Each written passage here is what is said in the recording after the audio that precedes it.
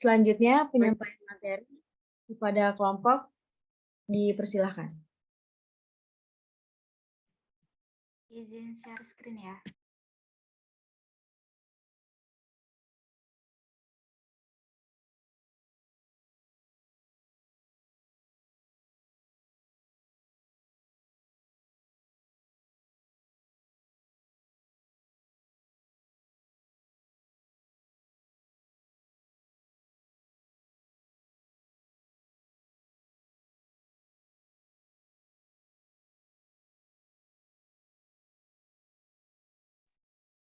Terima kasih untuk moderator atas waktunya.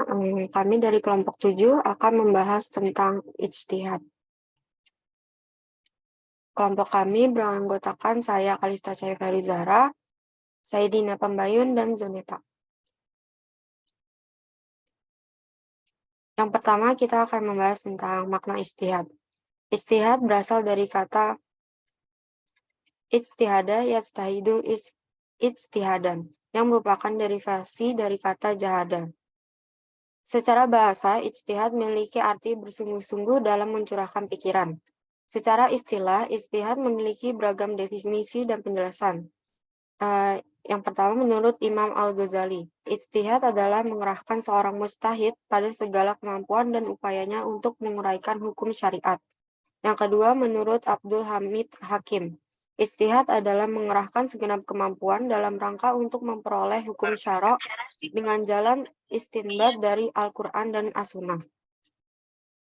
Sedangkan secara umum, ijtihad adalah suatu usaha dan upaya yang dikerahkan oleh seseorang yang bernama mujtahid dengan segala kemampuan dan pengetahuan yang dimilikinya untuk mengenali dan menemukan hukum-hukum syariat. Di next. Selanjutnya kita akan menjelaskan fungsi dan kedudukan dari ijtihad. Dalam Islam, ijtihad merupakan sumber hukum ketiga setelah Al-Quran dan hadis. Fungsi ijtihad ialah untuk menetapkan hukum sesuatu yang tidak dapat ditemukan dalil hukumnya secara pasti di dalam Al-Quran maupun hadis. Selama suatu permasalahan dijelaskan di dalam Al-Quran dan hadis, maka ijtihad tidak diperlukan. Ijtihad hanya akan dilakukan apabila Al-Quran dan hadis belum menjelaskan dan belum menyinggung hukum suatu perkara yang baru ditemukan. Pada dasarnya, yang ditetapkan oleh ijtihad tidak dapat melahirkan keputusan yang mutlak, sebab ijtihad merupakan aktivitas akal pikiran manusia yang relatif. Quran Surat An-Nisa ayat 105, sesungguhnya kami telah menurunkan kepadamu Alkitab dengan benar agar engkau menetapkan di antara manusia dengan jalan yang telah ditunjukkan oleh Allah kepadamu. Ijtihad sudah ada sejak zaman Nabi Muhammad SAW. Seperti diriwayatkan oleh Amr bin As, Rasulullah bersabda, apabila seorang hakim menghukumi, lalu ia berijtihad dan ijtihadnya benar, dia akan mendapatkan 2 pahala. Apabila ia menghukumi lalu berijtihad dan ijtihadnya salah, maka dia akan menerima 1 pahala. Hadis riwayat Bukhari Muslim.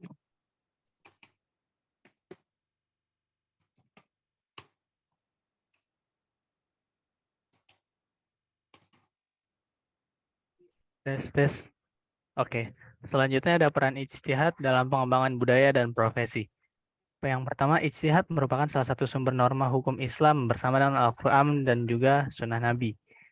Nah, ijtihad itu mampu membuktikan dirinya sebagai agama universal, sebagai suatu komponen agama yang universal yang cocok untuk tiap ruang dan tiap waktunya. Nah, dengan ijtihad sendiri, Islam dapat dikawal kemurnian dan keasliannya dari kemungkinan masuknya paham-paham non-Islam yang tidak dapat dibenarkan. Dengan ijtihad, berbagai perkara baru yang timbul di zaman modern dapat ditentukan hukumnya menurut Islam. Dan ini tuh bereferensi dengan hukum-hukum Islam yang sudah ada di masa-masa sebelumnya. Lalu ada ijtihad termasuk manifesta kemerdekaan berpikir yang dijunjung tinggi dalam Islam.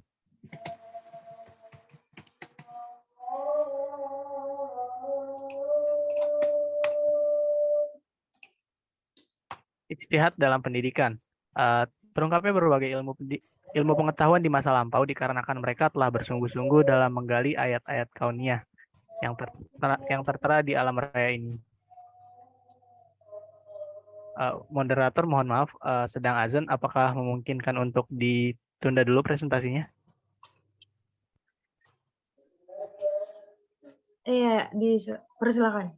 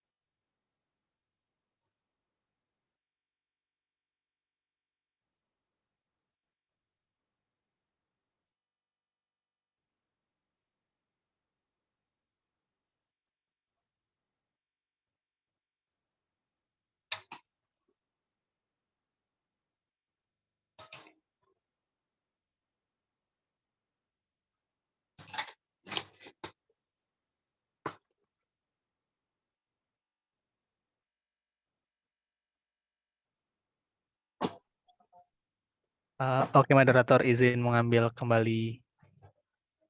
Oke, terima kasih. Selanjutnya ada ijtihad dalam pendidikan. Jadi terungkapnya berbagai ilmu pengetahuan di masa lampau dikarenakan mereka telah bersungguh-sungguh dalam menggali ayat-ayat kauniyah atau bisa dikatakan ayat-ayat yang sudah bisa dilihat kebuktian atau kebenarannya melalui fenomena-fenomena alam yang tertera di alam raya ini. Begitu juga teratasinya berbagai persoalan umat dikarenakan mereka telah bersungguh-sungguh dengan segenap kemampuannya menggali jalan pemecahannya dengan mengharap bantuan dan petunjuk Allah Subhanahu wa taala. Lalu ada ijtihad dalam keluarga. Nah, perkembangan zaman yang berimplikasi pada lahirnya berbagai fenomena dan persoalan hukum membutuhkan jawaban nih. Banyaknya persoalan yang tidak terpenuhi atau teratasi oleh aturan hukum Islam dan hukum keluarga di Indonesia itu menyebabkan uh, berbagai macam masalah bercabang yang timbul dalam keluarga itu sendiri. Oleh karena itu, perlu ijtihad dalam rangka menjawab berbagai persoalan aktual tersebut. Nah, contoh berijtihadnya, semisal hukum Islam mengenai pasangan yang membutuhkan bayi tabung. Hal ini tuh diperbolehkan dengan beragam syarat yang mengiringi. Hal ini kemudian menjadi bentuk solusi bagi pasangan untuk menyelesaikan permasalahan kesuburan.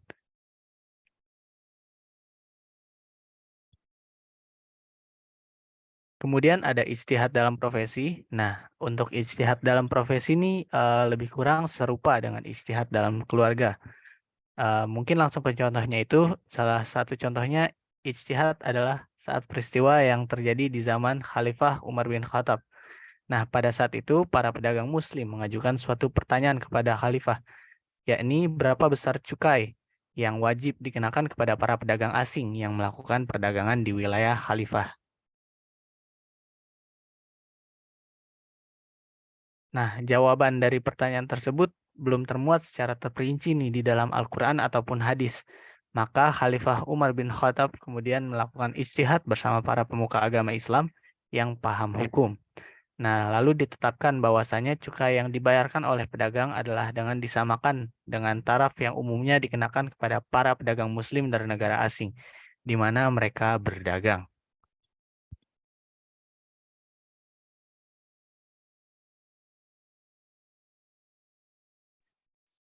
Selanjutnya ada faktor-faktor yang melatar belakangi keanekaragaman ijtihad ulama.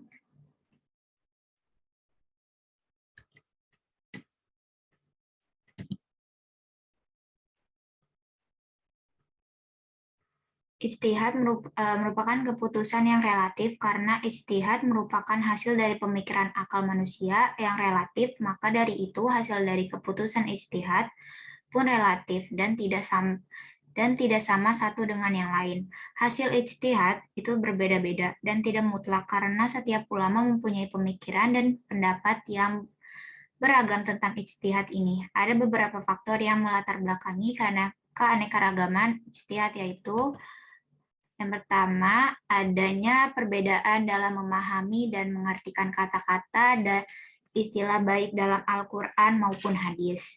Yang kedua, adanya perbedaan tanggapan terhadap hadis. Hal ini terjadi karena mereka berbeda pendapat dalam menilai sikat atau terpercaya tidaknya seorang perawi, lemah tidaknya matan dan sanad suatu hadis jika dibandingkan dengan matan dan sanad lainnya. Sehingga ada beberapa ulama yang berbeda dalam mengkategorikan bahwa suatu hadis tersebut dimasukkan ke dalam hadis sahih, hasan maupun doif. Konsekuensinya kehujahannya pun akan berbeda dengan satu sama lainnya. Terus yang ketiga ada perbedaan tanggapan tentang ta'arud atau pertentangan antara dalil dan tarjih menguatkan satu dalil atas dalil lainnya. Yang keempat, perselisihan tentang ilat dari suatu hukum. Perselisihan para mujtahid mengenai ilat atau sama dengan ilah sama dengan sebab dari suatu hukum juga merupakan salah satu sebab terjadinya perbedaan hasil ijtihad. Yang kelima, ada perbedaan dalam metode pengambilan hukum disebabkan sosio, kultural, dan geografis mujtahid. Yang keenam, perbedaan setiap pengalaman atau kejadian yang dilalui. Ketujuh, perbedaan dalam sebagian kaidah kebebasan untuk memahami nash. Yang kedelapan, ada perbedaan dalam memahami ayat-ayat zaniyat. Ayat-ayat zaniyat adalah ayat-ayat kemungkinan setiap mujtahid memahami dan mengambil kesimpulan hukum yang berbeda dari ayat tersebut. Yang kesembilan, perbedaan dalam menilai posisi Muhammad SAW. Para mujtahid kadang-kadang berbeda dalam melihat nilai yang keluar, perkataan, perbuatan, dan penetapan dari Nabi Muhammad SAW. Faktor dari mujtahid dan lingkungan. Ke-10 ada faktor dari mujtahid dan lingkungannya. Perbedaan pendapat bisa muncul karena perbedaan kondisi dari mujtahid, baik yang menyangkut latar belakang pendidikan, latar belakang kehidupan, watak, pengalaman, dan kepandaiannya. Yang terakhir, ada perbedaan dalam menerapkan kaidah usuliyah. Para ulama terkadang berbeda dalam menerapkan kaidah usuliyah, yaitu tata aturan yang berlaku dan dianut serta dijadikan dasar oleh para mujtahid dalam menetapkan hukum. Terima kasih. Selanjutnya ada daftar pustaka dari kelompok kami. Terima kasih, dikembalikan kepada moderator. Baik, terima kasih kepada kelompok yang sudah menyampaikan materi. Selanjutnya kita masuk ke sesi tanya jawab. Bagi kalian yang ingin bertanya bisa langsung direspon.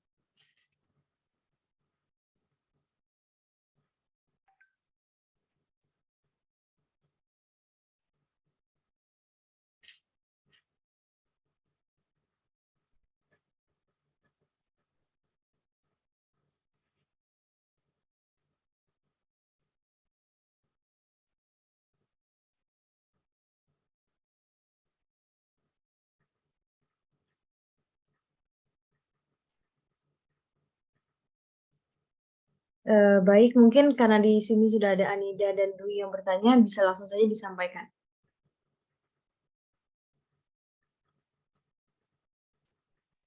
Baik, terima kasih. Maaf sebenarnya banyak pertanyaan untuk kelompok. Tadi kan sudah dijelaskan berbagai ijtihad ya. Nah, pertanyaan itu bagaimana ijtihad itu sendiri berkembang di berbagai mazhab dalam Islam? Apakah terdapat perbedaan dalam pandangan dan metode ijtihad antara mazhab tersebut?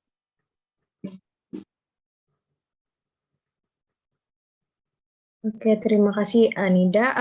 Kelompok, apakah pertanyaannya sudah jelas? Sudah. Oke. Yang selanjutnya Dwi Agustina bisa disampaikan. Oke, terima kasih moderator izin bertanya. Bagaimana cara mengatasi adanya perbedaan dalam memahami dan mengartikan kata-kata dan istilah baik dalam Al-Quran maupun hadis dan adanya perbedaan tanggapan terhadap hadis. Terima kasih. Apakah sudah jelas pertanyaannya kelompok? Sudah. Oke, baik. Terima kasih Dwi. Selanjutnya ada Aura Sri Asih. Bisa ditanyakan langsung.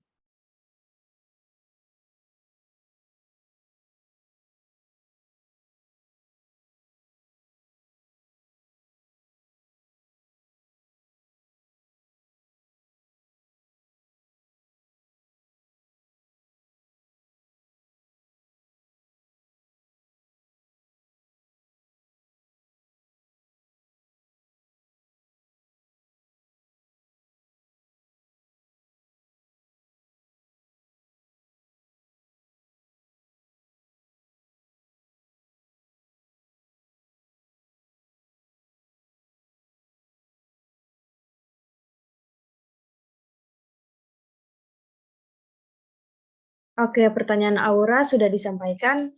Mungkin untuk pertanyaan dari masing-masing penanya bisa dicatat oleh kelompok dan kemudian nanti dijawab di grup WA. Baik, terima kasih.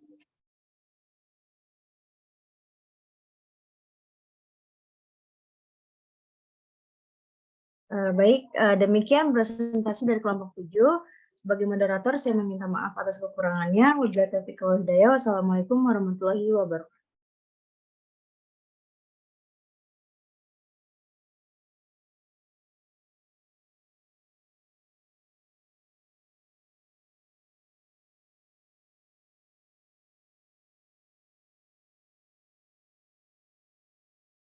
Kepada moderator yang selanjutnya bisa diambil alih. Ya, Assalamualaikum warahmatullahi wabarakatuh.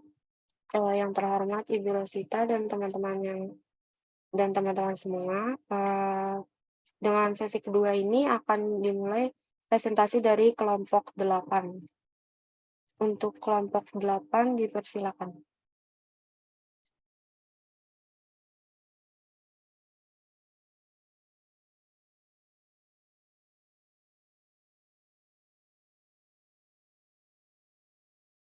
Oke, terima kasih atas waktunya. Izin saya untuk membuka.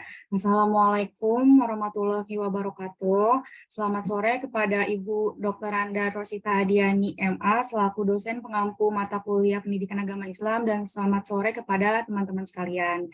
Perkenalkan, nama saya Resyani Susta Mulyadi dari Prodi Biologi A, kelompok 8 bersama beberapa rekan saya, yaitu Faisal Ramadan dan Konita Berica Distri. Pada pertemuan hari ini, izinkan saya beserta kelompok 8 untuk memaparkan beberapa materi mengenai konsep etika dan estetika Islam dalam pengembangan budaya dan saintek. Bisa di next.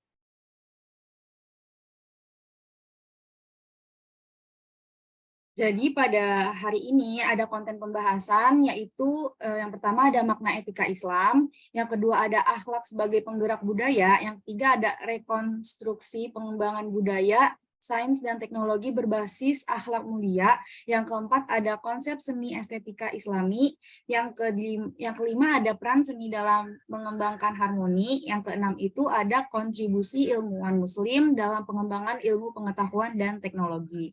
Bisa di next. makna akhlak atau etika Islam. Nah, secara bahasa ini akhlak, al-khuluq ataupun al-khulq dapat diartikan sebagai tabiat, pembawaan, karakter, dan adat kebiasaan. Menurut istilah, Imam Al-Jurjani mengatakan bahwa akhlak adalah suasana jiwa yang dapat menimbulkan tindakan baik atau buruk secara spontan tanpa perenungan sebelumnya. Nah, jadi kenapa sih kita harus mempelajari akhlak atau kenapa akhlak itu penting dalam kehidupan sehari-hari? Nah, karena akhlak itu atau perilaku yang nampak pada diri seseorang itu merupakan cerminan dari akidah. Atau dengan kata lain, akhlak itu merupakan implementasi dari akidah seseorang. Jika akidah orang itu baik, maka akhlaknya bisa baik pula. Bisa di next. Nah, hal tersebut terdapat pada dalil atau hadis mengenai akhlak. Yang pertama itu, orang mukmin yang paling sempurna keimanannya adalah ia yang memiliki akhlak terbaik. Yang terbaik di antara kalian adalah yang terbaik akhlaknya kepada pasangannya. Hadis riwayat At-Tirmidzi. Yang kedua, sesungguhnya Allah Maha Pemurah, menyukai kedermawanan dan akhlak yang mulia, serta membenci akhlak yang rendah atau hina. Hadis riwayat Bukhari dan Muslimin. Yang ketiga, dan janganlah kamu berjalan di muka bumi ini dengan sombong, karena sesungguhnya kamu sekali-kali tidak dapat menembus bumi, dan sekali-kali kamu tidak akan sampai setinggi gunung. Quran Surat Al-Isra ayat 37. Nah, ayat ini menjelaskan tentang kita itu sebagai umat Islam tidak boleh sombong dan harus tetap rendah hati. Bisa di next. Akhlak Islamiyah secara garis besar itu ada dua, yaitu akhlak mahmudah atau akhlak terpuji, yang contohnya itu seperti ikhlas, tawakal, sabar, syukur, rasa malu atau haya, afu atau pemaaf, dan hifdul lisan, menjaga lisan. Yang kedua itu ada akhlak mazmumah, yaitu akhlak tercela. Contohnya itu seperti marah, takabur, riya, ujub, banyak berkata kasar gitu, hafu, hibah, dan namimah, serta penyakit hati yang disebabkan karena perasaan dengki. Nah, berdasarkan dari segi perwujudannya, akhlak Islamnya itu dibagi menjadi dua. Yang pertama itu ada muktazab atau yang diusahakan, seperti rasa malu, sabar, rendah hati, ketabahan, kedermawanan, dan lain-lain, serta ghair muktazab atau tanpa usaha gitu. Jadi segala perbuatan buruk seperti sifat zolim, khianat, dengki, ria, ujub, dan sombong itu termasuk ke dalam ghair muktazab. Bisa di next. Di sini ada ciri-ciri akhlak dalam Islam. Yang pertama itu ada akhlak rabbani. Akhlak rabbani itu merupakan akhlak yang benar-benar memiliki nilai mutlak. Gitu. Yang kedua ada akhlak manusiawi. Akhlak manusiawi ini dia itu ajaran atau akhlak dalam Islam yang benar-benar memelihara eksistensi manusia seperti makhluk terhormat yang sesuai dengan fitrahnya. Yang ketiga ada akhlak universal. Akhlak universal ini ajaran akhlak dalam Islam yang sesuai dengan kemanusiaan yang bersifat universal dan mencakup segala aspek hidup manusia yang baik yang dimensinya vertikal maupun horizontal. Sebagai contoh dalam Al-Qur'an surat Al-An'am ayat 151 sampai 152 yang menyebutkan 10 macam keburukan yang wajib dijauhi oleh setiap orang. Yang keempat itu ada akhlak keseimbangan. Akhlak keseimbang ini akhlak yang dalam Islam memenuhi tuntutan kebutuhan manusia, jasmani dan rohani secara keseimbang, begitupun dengan persoalan dunia maupun akhirat. Yang kelima itu ada akhlak realistik. Akhlak realistik ini ajaran akhlak dalam Islam yang memperhatikan kenyataan hidup manusia. Karena manusia itu kan memiliki kelebihan dan kekurangan, serta cenderung untuk melakukan pelanggaran atau tindakan-tindakan tertentu. Nah, oleh sebab itu, Islam itu memberikan kesempatan kepada manusia yang melakukan kesalahan untuk memperbaiki diri dengan bertaubat. Selanjutnya, bisa di next, dan akan dilanjutkan oleh rekan saya.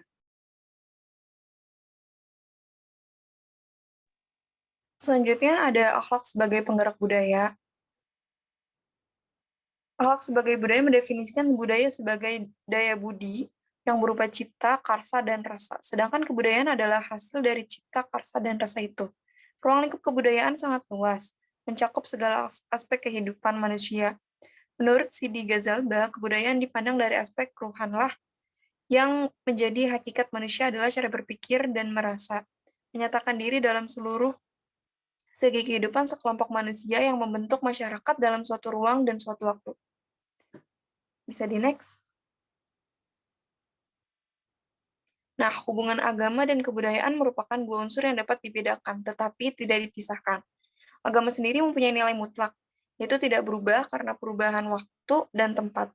Sedangkan budaya sekalipun berdasarkan agama dapat berubah dari waktu ke waktu dan dari tempat ke tempat. Nah, sebagian besar budaya didasarkan pada agama, tidak pernah sebaliknya. Next.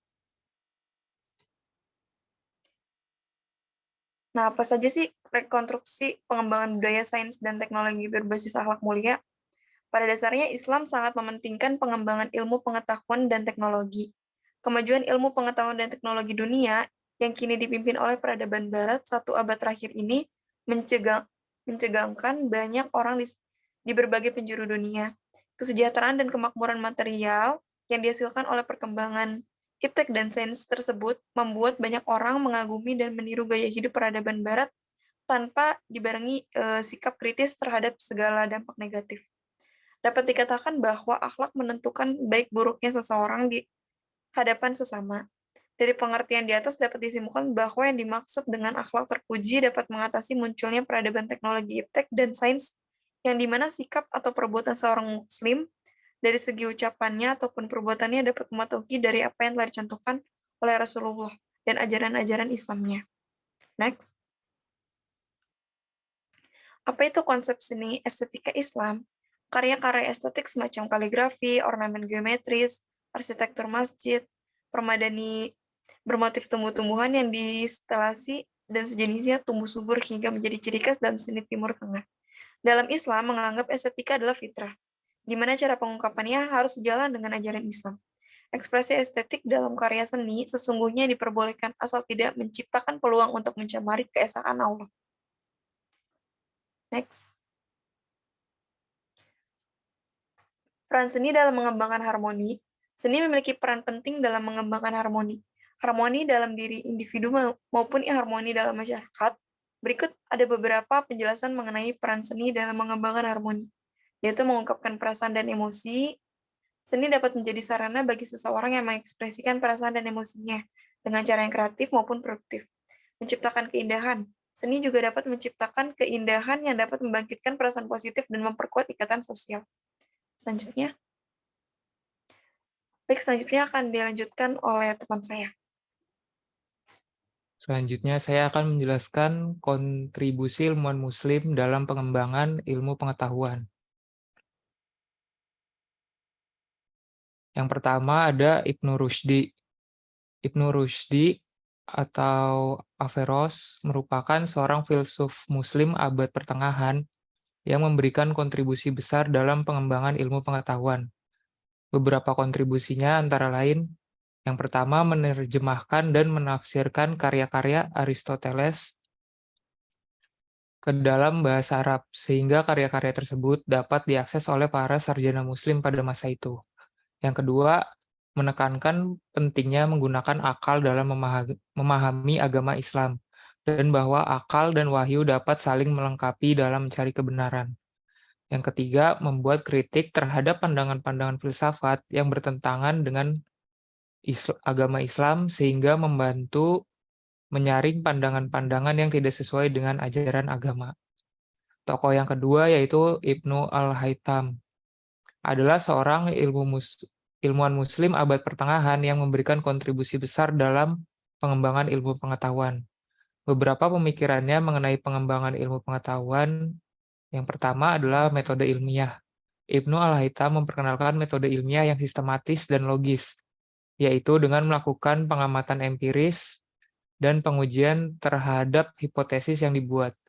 Yang kedua, penemuan dan eksperimen. Ibnu Al-Haytham menekankan pentingnya melakukan penemuan dan eksperimen untuk memperoleh pengetahuan yang baru. Ia melakukan penemuan dalam bidang optik, seperti mengemukakan teori tentang penglihatan dan pembiasan cahaya, serta melakukan eksperimen dengan menggunakan cermin dan lensa.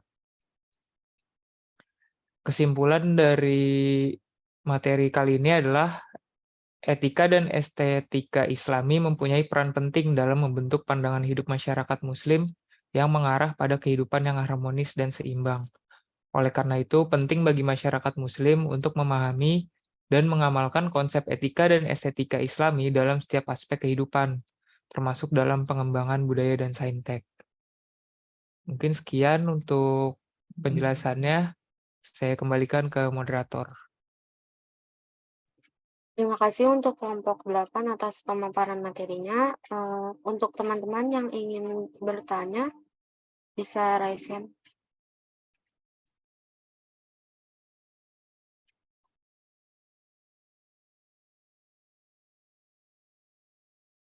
Untuk kelompok dibatasi berapa pertanyaan dahulu ya?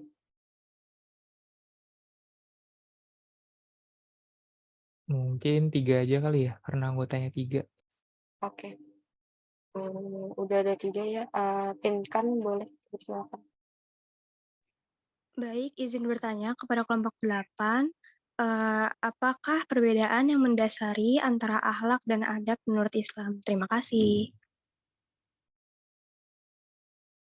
Kelompok apakah jelas pertanyaannya? Ya, sudah jelas. Oke, sekarang Rizky, silakan. Baik, moderator. Terima kasih pada moderator. Izin bertanya kepada kelompok 8. Tadi kan seperti dijelasin ya, kalau di PPT itu ada seni yang memiliki peranan dalam harmoni individu maupun masyarakat.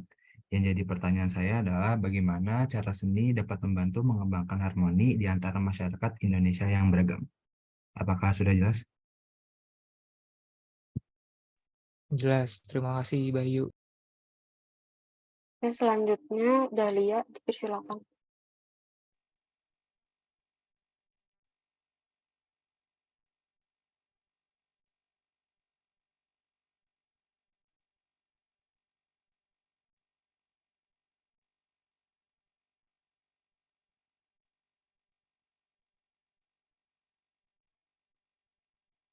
Dahlia,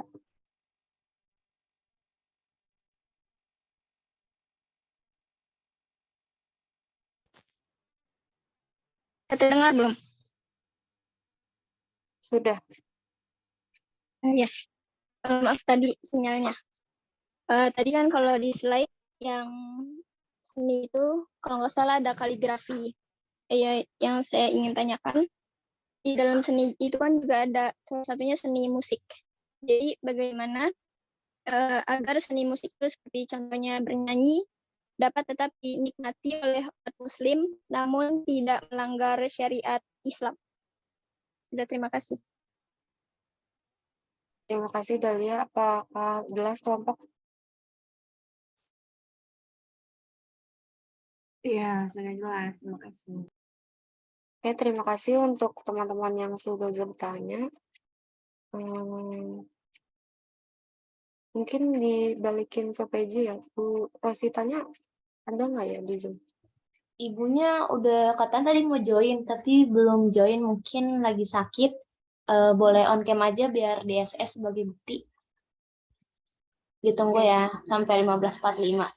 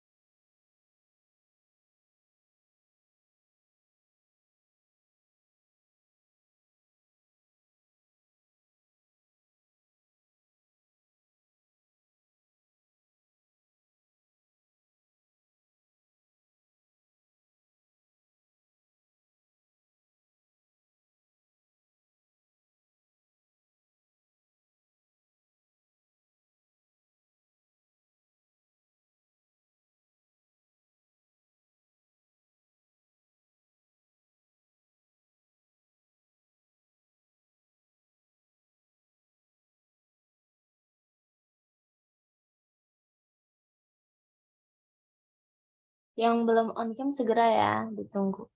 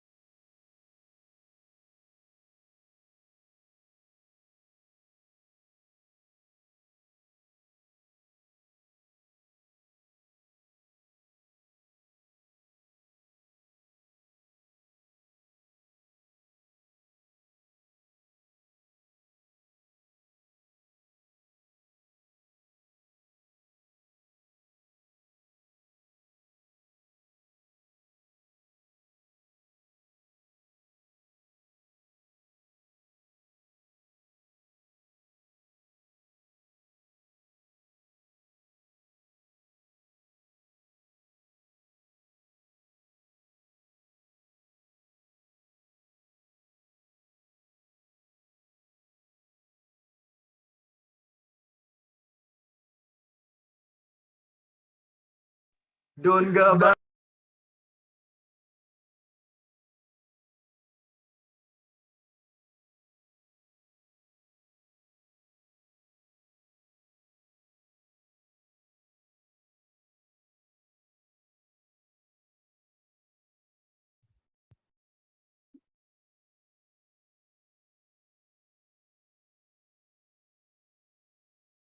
Slide pertama ya, sudah 15:47. 1, 2, 3. 1, 2, 3. Slide kedua ya. 1, 2, 3. Udah, makasih ya semuanya. Boleh Liv lanjut di WA group buat pertanyaannya.